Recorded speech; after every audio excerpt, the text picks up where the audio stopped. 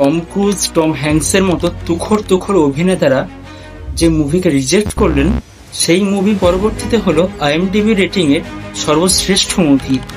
হ্যাঁ, আপনি ঠিক শুনেছেন, মুভিটার নাম শশাঙ্ক রিডিমশন, যার আইএমডিবি রেটিং হলো 9.3 আউট অফ 10।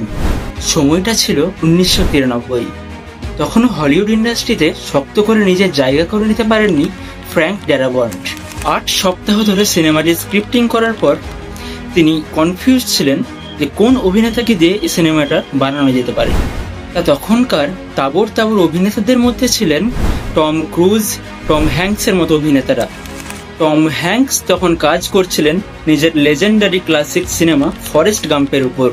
এদিকে টম ক্রুজের স্ক্রিপ্ট ছিল পছন্দের, এদিকে তিনি স্ক্রিপ্টের টেবিল রিডিং এ পর্যন্ত এসেছিলেন। কিন্তু তিনি ড্যারাবন্টের মতো নবাগত ডিরেক্টরের সাথে কাজ করতে নিজের অসম্মতি জানিয়েছিলেন। পরবর্তীকালে মর্গ্যান ফ্রিম্যান এই স্ক্রিপ্টে পড়েন। তিনি স্ক্রিপ্টটা পড়ে খুবই মুগ্ধ ছিলেন। তিনি স্ক্রিপ্টটা পড়ে এতটাই মুগ্ধ ছিলেন, তার ম্যানেজারকে তিনি জানান যে কোনো প্রকারে তিনি এই মুভিটার অংশ হতে চান, তিনি যে কোনো রোল করতে রাজি।